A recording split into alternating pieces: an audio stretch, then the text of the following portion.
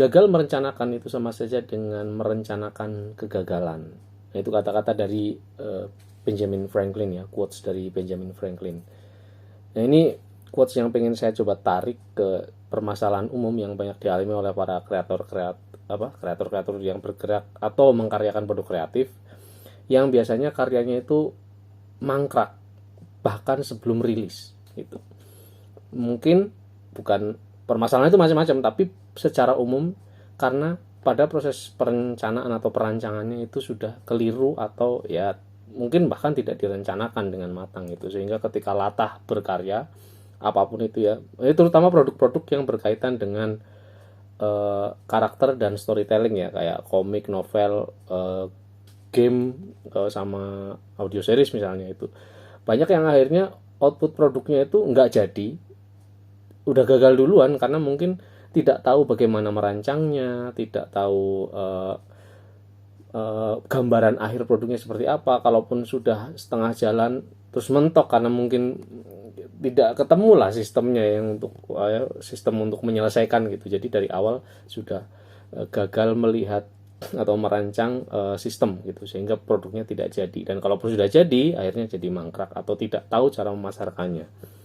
Ini adalah konten yang mungkin akan memberikan sedikit pencerahan ya kepada teman-teman yang punya permasalahan tadi, hasil dari pengalaman saya selaku storyteller yang sudah berkarya secara profesional sejak 2011. Ini murni pengalaman pribadi yang saya akan coba rangkum ke dalam satu buah tayangan kelas gratis teman-teman, yang nantinya akan membimbing teman-teman ke kelas-kelas yang lain yang mungkin berbayar. Ini adalah kelas gratis yang akan dipandu oleh saya, Sweta Kartika, di episode perdana dari Comic Sense Academy. Mari.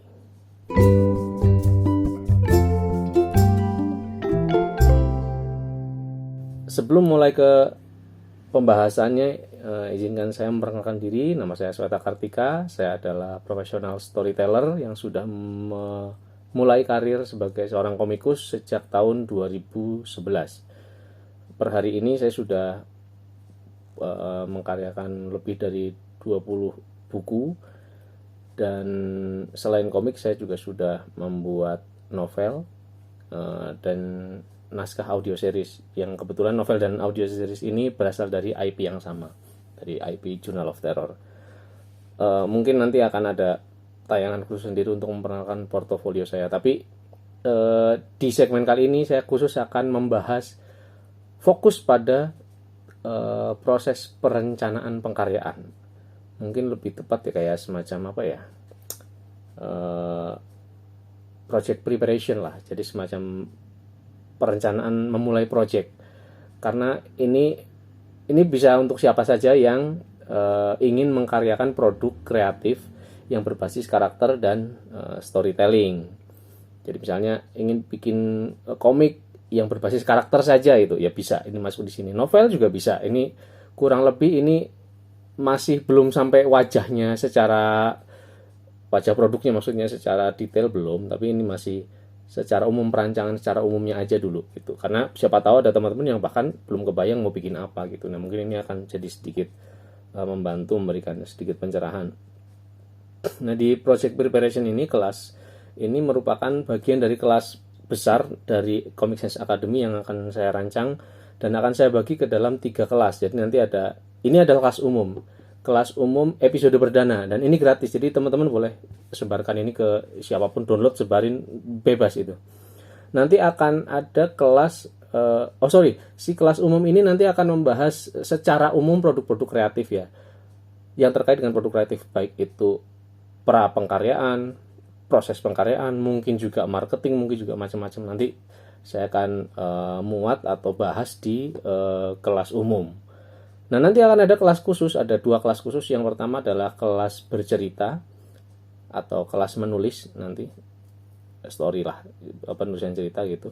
Dan ada kelas menggambar. Nah, menggambar ini praktek ya. Jadi karena payungnya Comic Sense dan saya memang mengawali karir sebagai komikus, otomatis akan banyak memberikan tips juga tentang komik, yang terutama pada produk komik maksudnya, tapi tidak membatasi juga pada produk-produk yang, karena komik bagaimanapun itu ada unsur cerita dan teknik penceritaan. Jadi di kelas menulis nanti juga ada tips-tips khusus menulis hasil dari pengalaman saya yang bisa dipakai bagi teman-teman yang juga ingin menulis di luar komik, bisa menulis novel, naskah game dan segala macam, karena secara umum tulangnya sama.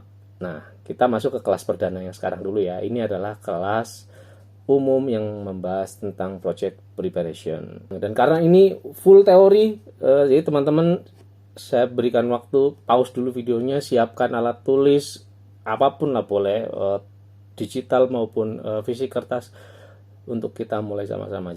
Kelas pertama, kelas umum project preparation. Mari kita mulai.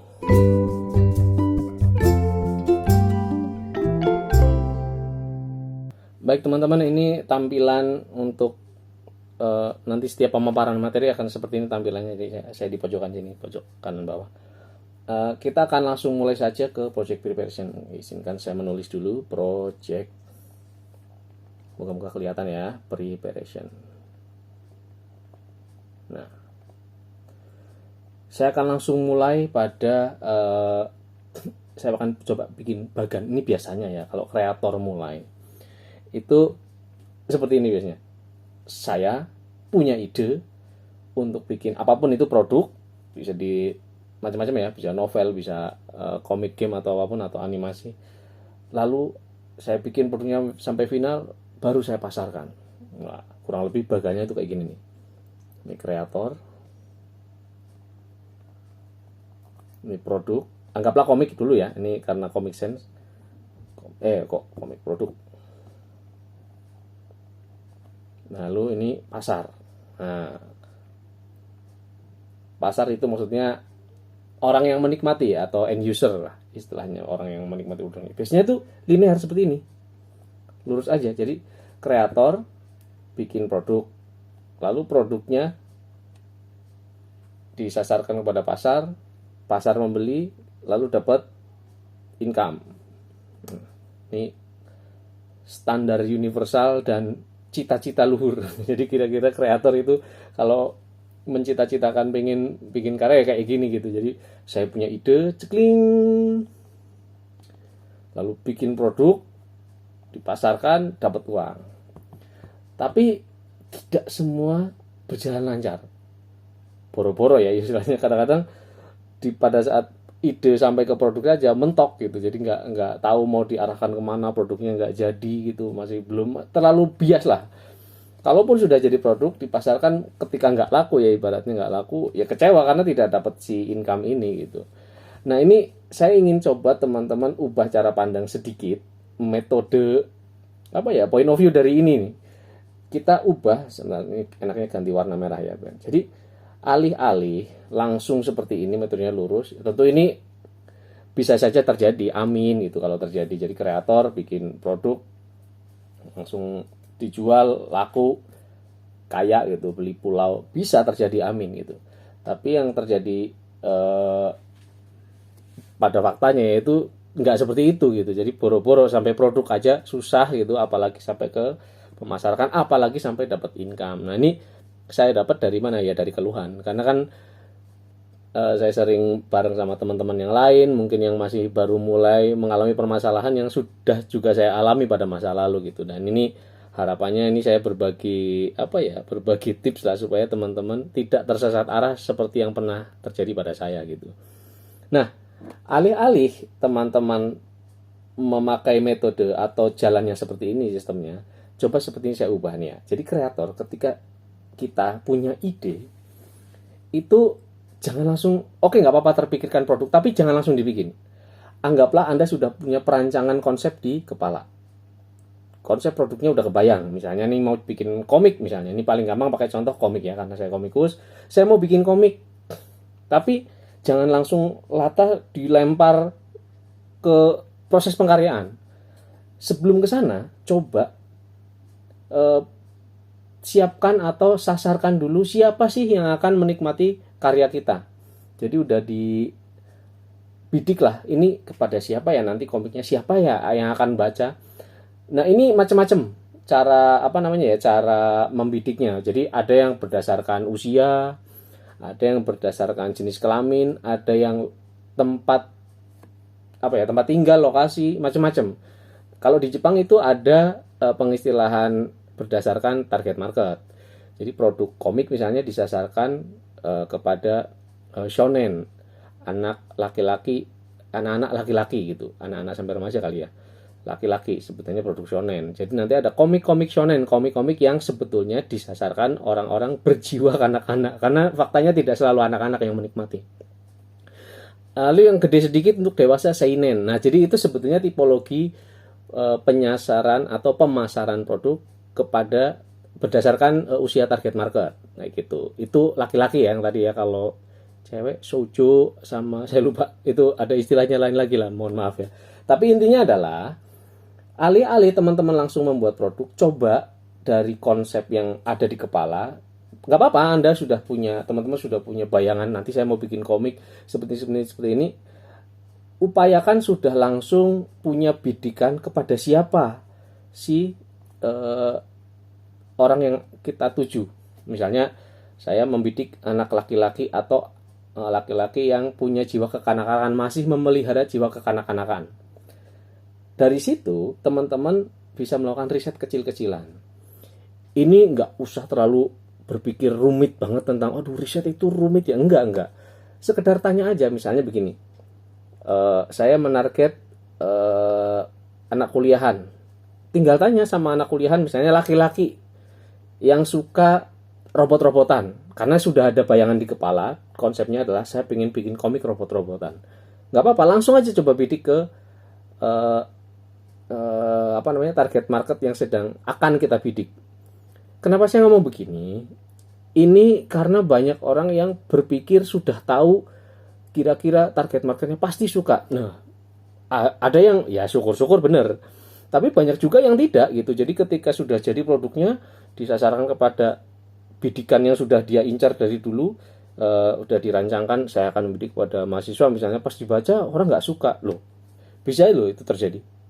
Nah, makanya yang dilakukan pada tahap ini adalah ketika teman-teman sudah punya konsep, coba riset kecil-kecilan kepada calon target market. Disinilah teman-teman mencari yang namanya insight market. Insight itu ya kurang lebih pandangan dia terhadap gagasan yang sedang kita bikin. Sesimpel nanya. Ini juga akan menentukan arah dari output produknya.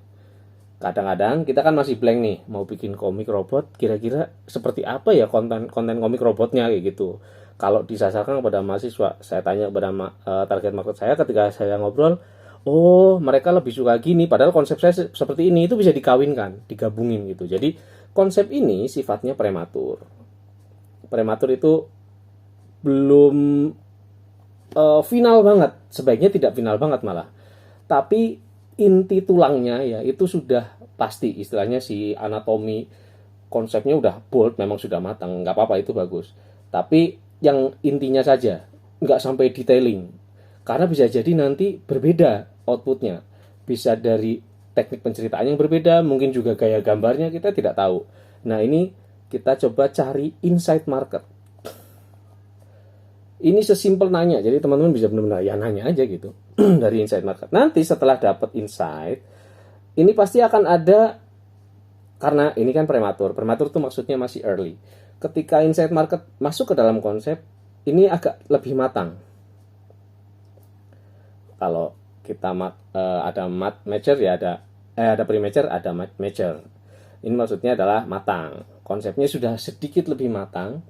Dan sekiranya nanti, nah ini maksud saya loh.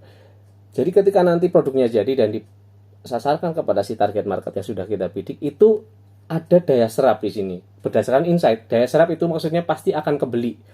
Kemungkinan dibelinya itu tinggi. Nanti juga akan ngaruh. Ini kan baru insight market untuk produk. Nanti ada macam-macam loh. Produk kan bisa macam-macam bentuk. Ini kebayang lah sekarang ya. Jadi cari nanti bentuknya kira-kira seperti apa kalau komik. Mendingan jangan berwarna, padahal ide Anda berwarna misalnya. Ternyata dapat dari insight, mendingan nggak berwarna. Setelah ditelisik misalnya, ya benar juga nih kalau produknya nggak berwarna, bisa lebih murah biaya produksi, harganya jadi lebih murah. Nah, bentuk nanti jadi bisa dapat insight harga juga, nanti juga bisa dapat, katakanlah Anda di konsep ini sudah dapat genrenya, nanti ternyata dari hasil insight, pencarian insight itu, pencarian, ya benar, data market tadi dapat insight kalau ternyata akan lebih seru kalau ditambahkan roman, berarti nanti juga akan mengaruhi genrenya dan macam-macam. Ini macam-macam. Jadi tugas teman-teman ketika mencari insight ini, mencari sebanyak mungkin data dari calon market. Calon market as in calon pembeli maksudnya. Ini akan lebih, nah ini maksudnya. Nanti supaya ininya dapat. Karena ini adalah calon. Ini belum nih, belum beli kan, baru calon. Calon pasar, calon orang yang akan mengkonsumsi produk kita. Oke. Jadi saya ulang sedikit. Intinya adalah tugas kita dari pencarian insight dari market ini adalah mendapatkan data yang bisa melengkapi data dari konsep yang sudah kita bikin. Jadi nanti ini fungsinya adalah menambahkan data. Jadi konsep kita sudah dapat, kita tambahkan data insight dari market, kita kawinkan. Jadi kebayang nih, makin kebayang. Jadi nggak terkonsentrasi. Anggaplah gampangnya gini, konsep misalnya kalau Anda berangkat dengan 80% konsep, berarti Anda setidaknya sudah mendapatkan 20%-nya. Tapi bisa jadi di pasar, 20% ini mempengaruhi dari 80% konsep. Jadi bisa jadi mengubah. Itu wajar, lazim terjadi itu. Misalnya saya pengen bikin, waktu itu pernah, pengalaman pribadi itu mau bikin horor. Saya share kumpulan cerita horor gitu. Tapi ada yang berkomentar, nggak seru kalau cuma kumpulan, harus ada satu karakter yang terlibat terus. Nah itu kan jadi dapat insight kan. Akhirnya bener juga ini, akhirnya saya gabungkan, saya buat satu produk yang lebih matang, lebih proper, sesuai dengan si bukan arahan tapi pendapat dari target market yang saya incar itu. Di luar itu, di luar insight market, Anda juga bisa menambahkan data riset, hasil data riset, mengumpulkan data dari istilahnya apa ya kalau kita sebutnya, profesional ya, orang yang memang sudah capable pada bidang itu. Katakanlah teman-teman mau bikin komik, ya cari komikus yang sudah pernah membuat produk yang sekiranya sudah memiliki konsep yang mirip dengan yang akan Anda karyakan. Itu juga akan memberikan data tambahan selain dari insight market, karena yang sudah dijalankan oleh orang itu bisa jadi dia juga hasil dari mencari data dari market kayak gitu. Jadi itu bisa digabungkan. Itu akan lebih memperkecil kemungkinan produk ini gagal ketika di pasaran. Oke. Ini kita balik lagi ke konsep. Berarti kan kita mundur lagi nih. Oh, sekarang konsepnya sudah jauh lebih matang nih. Nah, setelah itu seperti apa? Otomatis sama. Baru kita jalan ke sistem yang sekarang, yang tadi yang semula, yaitu mengkaryakan produknya. Nah, mengkaryakan produknya ini kan sudah dapat data setidaknya di sini nih. Jadi ini akan lebih mudah mengarahkan teman-teman membuat produk. Ini tahap pertama ini, tahap insight. Mari kita detailing di produk. Jadi bagian produk ini juga apa ya? Bukan tricky, tapi kalau teman-teman masih terlalu ngawang, terlalu kosong, belum tahu mau bikin produk apa, sebaiknya dimatangkan dulu mau bikin apa. Karena itu juga akan memberikan kemudahan ketika nanti teman-teman sudah mendapatkan data market ya. Misalnya, saya mau bikin sesuatu pokoknya yang horor, ya apa gitu, harus dijelaskan dulu. Jadi bayangan produk ini sebaiknya sudah ada dari depan. Produk yang paling penting dari produk, ini akan saya coba mundurkan sedikit pola pikirnya. Jadi kalau teman-teman menciptakan suatu produk kreatif, entah yang berbasis karakter dan storytelling ya terutama ya, itu produk itu brandnya atau wajahnya itu dipengaruhi sangat besar oleh genre yang akan dibuat. Genre, tahu kan ya genre ya? Genre itu kayak, nah biar gampang, genre itu apa ya? Kayak horor, biasanya macam-macam ya, horor, roman, terus action, aksi ya, komedi, fantasi. Nah, Asik. Jadi wajah suatu produk atau brand, suatu produk kreatif yang mau Anda karyakan itu dipengaruhi besar oleh dua hal. Yang pertama tuh genre. Genre. Yang kedua tuh tema. Biar nggak ketutupan. Tema. Genre dengan tema. Bedanya apa? Bedanya gini. Horor bertema persahabatan. Atau aksi bertema pendekar. Aksi bertema superhero. Nah, ini tema. Jadi wajah produk Anda itu sangat dipengaruhi oleh dua perkara ini, dua aspek ini. Yang pertama genre, yang kedua adalah tema. Jadi pikirkan dua aspek besar ini dulu di tahap pengonsepan yang ini. Jadi setidaknya sudah kebayang itu dulu. Ini pokoknya bakal genre action, persahabatan, menyasar atau akan disasarkan kepada mahasiswa, misalnya ya. Ini contoh-contoh mahasiswa, yang ditulis deh nanti jadi ini. Disasarkan kepada mahasiswa laki-laki, spesifik tuh.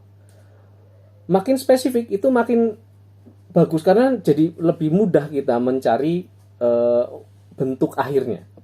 Kalau masih terlalu bias, jadi hati-hati juga. Jadi banyak yang berpikir seperti ini. Ini saya diajari oleh seseorang, menarik sekali.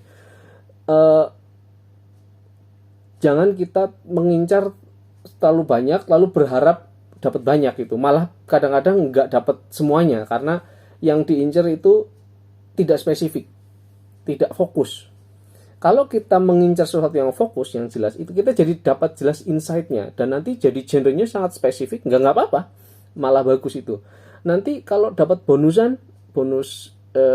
market yang lain, nah itu keuntungan buat kita. Yang penting kita sudah jelas menyasarkan kepada market yang tepat, dan itu sesuai dengan konsep yang sudah kita bikin. Jadi intinya adalah brand atau wajah suatu produk dipengaruhi oleh genre dan tema. So pikirkan itu, dua perkara itu. Jadi udah jelas. Karena apa? Karena nanti akan jelas mewajahkan produknya. Ini misalnya komik ya, komiknya itu udah jelas diwajahkannya, nanti akan dominan warna gelap. Kalau horor ya, horor terus romance, wah bisa tuh horor romance. Nggak ada komedi sama sekali misalnya. Jadi kita udah ngebayangin wajahnya. Nah otomatis nanti kalau kita coba ngobrol dengan seseorang yang dia nggak suka horor, otomatis waduh nggak berani gue baca. Nah udah otomatis mundur, cari market yang tepat, kayak gitu kurang lebih. Jadi ingat, produk wajahnya ditentukan oleh genre dan tema. So make sure itu ada di bagian pengonsepan awal dan pada saat teman-teman mencari market. Ini poin kedua. Saya akan masuk ke poin ketiga. Bisa di pause tuh videonya. Saya akan di layer aja biar gampang. Oke, yang berikutnya adalah proses pengkaryaan produk secara umum dulu aja ya. Pengkaryaan produk secara umum.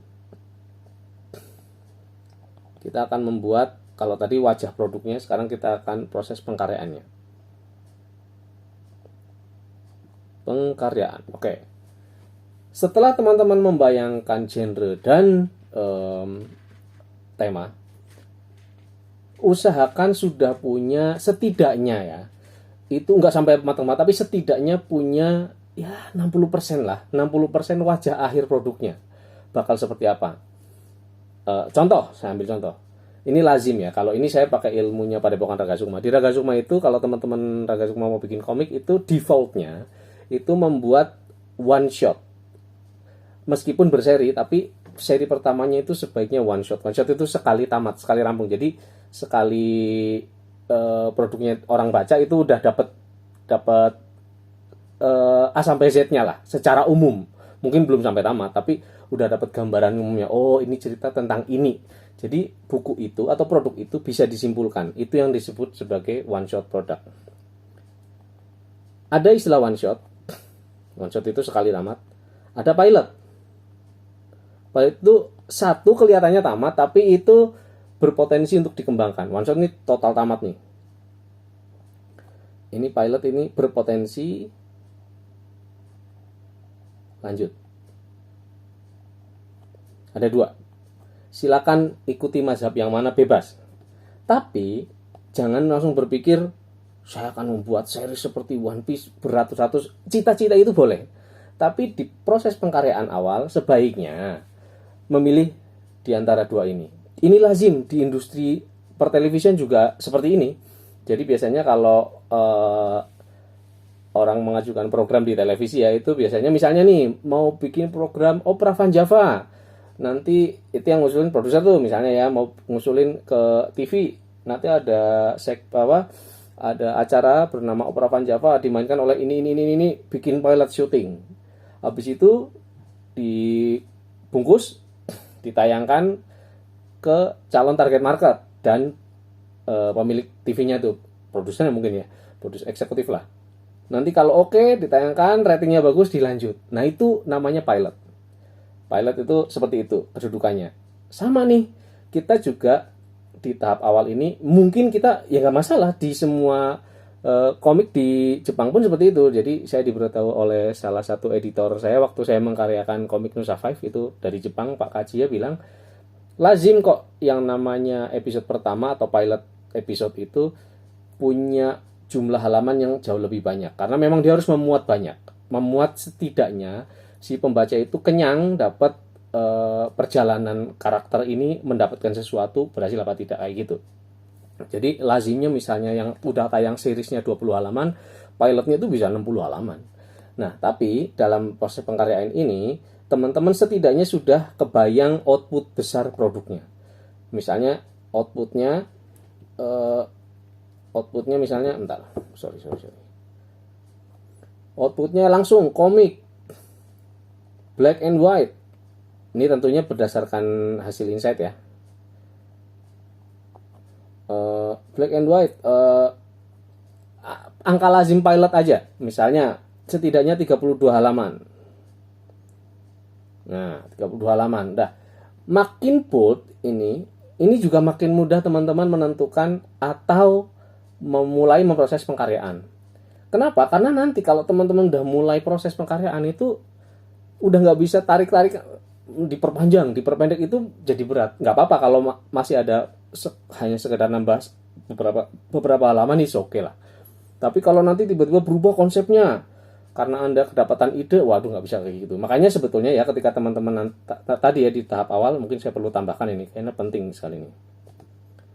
Ada istilahnya teman-teman itu ngelok, mengunci. Jadi begitu, ini anggaplah dapat konsep 80%, ketika udah dapat 20% dari insight, Anda lock dulu. Lakukan lock di sini, lock tahap 1, lock. Udah ya, bungkus nih, kunci. Jangan mundur lagi. Terus oke, sekarang baru lanjut ke produk. Genrenya udah ditentukan, sebenarnya paralelnya. Ini poin 1 sama 2 ini paralel, beriringan. Jadi ini udah lock semuanya, udah jangan mundur lagi. Ini kalau mundur lagi lama lagi nanti. Dari sini dulu aja udah, dimatangkan dulu, lock, kunci. Oke, saya udah dapat kira-kira akan seperti ini. Sudah. Baru nanti teman-teman baru lanjut ke sini. Karena ini tugasnya di part bagian yang ketiga ini, mulai pengkaryaan, sudah mulai nih menggarap. Nah, ini juga kalau zaman sekarang ini sudah enak sekali. Zaman dulu tuh kalau udah pengkaryaan, zaman sebelum media sosial, ya sudah berkarya aja. Anda tidak bisa membroadcast apa-apa gitu. Tapi kalau sekarang di proses pengkaryaan ini pun teman-teman bisa broadcasting, bisa menyiarkan prosesnya bahkan. Jadi ini sembari marketing ya, tipis-tipis lah. Nanti sebetulnya saya akan ajarkan di waktu yang berbeda, mungkin agak berbayar karena itu sedikit lebih kompleks. Tapi setidaknya di proses pengkaryaan ini paralel aja teman-teman bisa spill sedikit prosesnya gitu. Tapi itu nantilah. Sekarang fokus di proses pengkaryaan. Ini anggaplah teman-teman sudah punya gambaran akhir produknya akan seperti apa, genrenya sudah, bentuknya sudah kebayang semua, checklist. Mari kita mulai pengkaryaan. Nah, saya punya sedikit metode yang sekiranya mungkin ya ini akan membuat teman-teman juga jauh lebih mudah memulai prosesnya. Anggaplah ya, teman-teman mau memulai komik dengan output seperti ini. Komik 32 halaman, hitam dan putih. Dengan genre apapun yang tadi di slide sebelumnya itu dipilih, silakan. Kalau saya biasanya itu menentukan deadline akhirnya dulu. Nah, sekarang enak nih. Kalau sekarang deadline-nya biasanya event komik. Biasanya sih masa produksi itu anggaplah 10 hari lah ya. Berarti 10 hari sebelum event itu sudah selesai. Nah, anggaplah seperti itu. Jadi saya selalu berupaya menciptakan deadline. Ini akan lebih mudah. Misalnya deadline-nya tanggal 31 Agustus. Sekarang masih bulan Juni misalnya. Wah, kita bisa dapat gambaran kalau tarik mundur nih. Tinggal tarik mundur aja ke belakang. Kita punya berapa minggu. Nah, itu dihitung aja tuh. Dihitung. Dari situ teman-teman itu sudah kebayang. Dipetakan, katakanlah, oh kita punya berapa sih? Juni 4 minggu tambah 4 tambah 4. Berarti ada 12. Ya ada 12. 12 untuk 32 halaman, 12 minggu, 12 hari untuk anggaplah libur dulu setiap Sabtunya.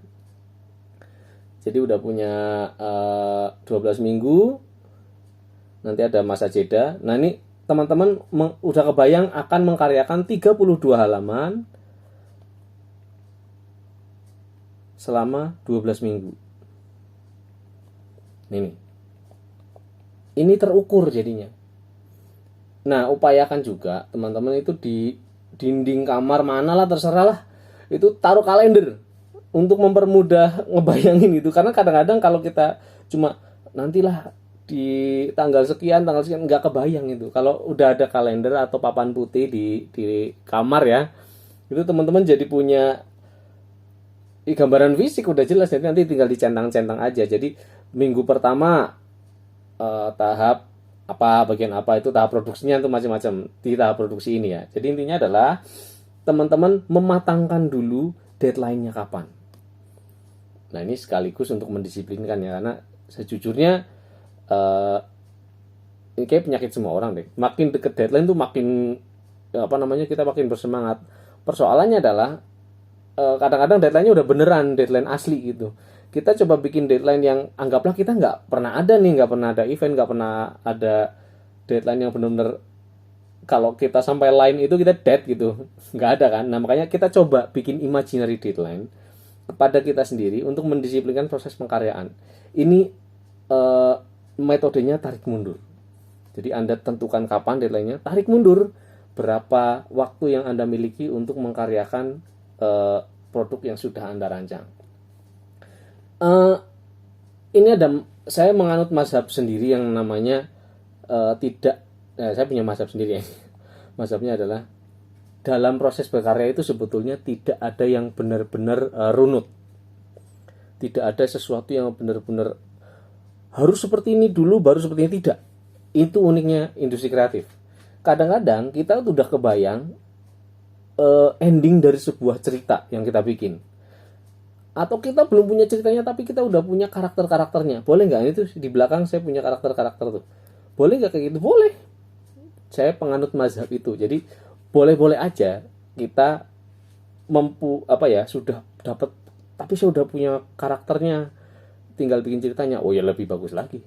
Itu juga akan, yang penting tidak terlalu buta, tidak terlalu ternyata misalnya disasarkan kepada target market, target nggak suka. Oke lah, uji coba ke target yang lain. Tapi kalau sudah ke beberapa target tidak cocok, ya berarti Anda harus mengubah. Jadi tidak terlalu kaku juga gitu. Nah, ini mazhab yang saya anut. Artinya, ketika teman-teman masuk ke tahap ini, bisa jadi teman-teman dari 32 page ini yang mau dikaryakan pertama, yang udah kebayang dulu. Saya udah kebayang adegan akhirnya. Bikin aja dulu. Atau boleh nggak kalau bikin covernya dulu? Boleh. Malah, nah itu enaknya di marketing. Sekarang itu bisa di-spill dulu covernya, dilempar dulu aja ke pasar. Nih covernya seperti ini kayak gitu. Jadi orang udah penasaran duluan. Kepada orang yang sudah kita tanya tadi si target market, misalnya kita udah kasih survei ya, online misalnya, nggak harus offline, misalnya online, saya mau booking ini, silakan isi kuesioner. Orang kita udah dapat data dan data si orang yang ngasih jawaban, kita blast aja tuh. Ini covernya misalnya kayak gitu ya, mau cover sementara, boleh-boleh aja. itu juga part of marketing, tapi itu nanti ilmu lain lagi karena agak panjang juga. Ini yang sederhana dulu. Jadi intinya adalah di tahap pengkaryaan ini teman-teman siapkan dulu deadline-nya, baru tarik mundur ke belakang untuk menentukan garis start. Aneh ya? Soalnya saya selalu seperti itu. Jadi saya selalu menentukan dulu deadline-nya kapan, saya tarik mundur. Oke, sekarang saya start di sini.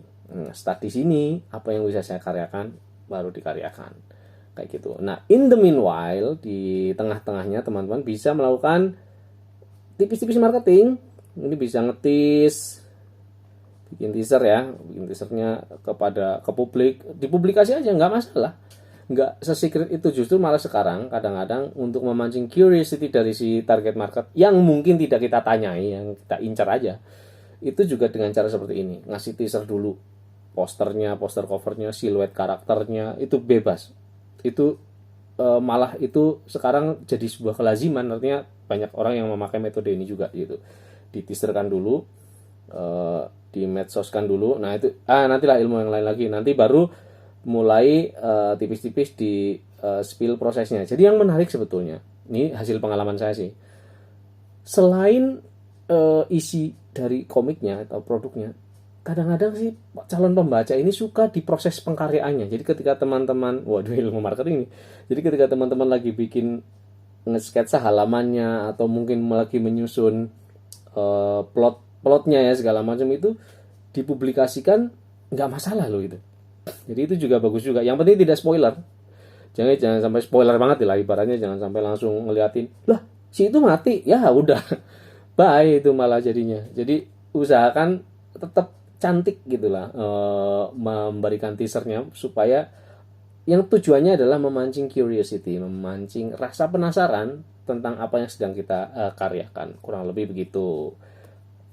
Mari kita lihat bagian yang pertama tadi. Jadi si produk ini sekarang sudah Anda karyakan. Nah, berikutnya adalah tentang metode pemasarannya. Nah, tadi kan sebetulnya sudah ada tuh tipis-tipis. Udah dimulai ditiskan. Jadi dari skema kreator produk market, ini tisnya udah mulai di tahap pengkaryaan bahkan. Tuh, jadi udah dapat ini, proses ini dikasih lihat. Padahal produknya belum jadi. Boleh apa enggak? Boleh. Hari ini dengan kemajuan media sosial dan memang iklimnya sudah jauh berubah ya dibandingkan katakanlah 14 tahun yang lalu, itu wow, beda banget. Kalau sekarang malah nggak apa-apa, malah kayak gini malah lebih bagus. Ini juga akan membantu teman-teman supaya target marketnya mengetahui apa yang sedang kita karyakan, dan itu juga nanti akan menyebar ya informasinya oleh orang-orang yang melihat teaser yang sedang kita bikin ya di proses pengkaryaan ini. Jadi mungkin poster covernya dulu itu udah kesebar duluan. Nah itu nanti juga akan memacu semangat tuh teman-teman. Selain dari deadline yang imaginary ini mungkin ya anggaplah deadline beneran ya. Deadline benerannya ada, teman-teman juga jadi ada tanggung jawab karena udah nge-share si kontennya lebih dulu gitu. Dan nggak apa-apa loh, itu bagus karena banyak yang jadi lebih bersemangat gitu. Jadi is a good thing. Jadi usahakan seperti itu aja. Nah, nanti baru teman-teman patuhi saja deadline yang di sini. Kalau sudah kebayang, nanti baru teman-teman pasarkan. Kalau sekarang sih sudah enak. Sekarang tuh sudah ada media sosial. Di dalam media sosial itu ada grup. Dan grupnya bisa spesifik banget. Misalnya spesifik ke komik yang mungkin genre-nya khusus didominasi oleh orang-orang pembaca komik superhero temanya, ya udah sasarkan di situ gitu, titis di situ. Dan nanti ingat ya teman-teman tuh sudah nge-lock di sini, udah dikunci lah istilahnya, di lock di bagian atas tadi. Ketika nanti ngetis terus dapat insight tambahan, itu sebaiknya tidak terlalu memberikan gubahan besar pada produk yang sedang Anda karyakan. Jangan sampai nih ya, udah ditis segala macam, Anda jadi keidean yang lain, waduh, atau ada yang usul di kolom komen, terus itu jadi mengubah. Sebaiknya tidak begitu. Kita sudah patuhi saja. Itu keteguhan hati teman-teman itu mempengaruhi keberhasilan proses perancangan ini. Karena tadi gagal merencanakan kan otomatis merencanakan kegagalan. Di tengah-tengah Anda goyah, padahal sudah di lock, itu akan berbahaya untuk keberlangsungan nasib si produk ini sendiri. Jadi nanti usahakan teman-teman patuh pada deadline teasernya ini untuk merangsang si target market supaya nanti terpancing untuk membeli.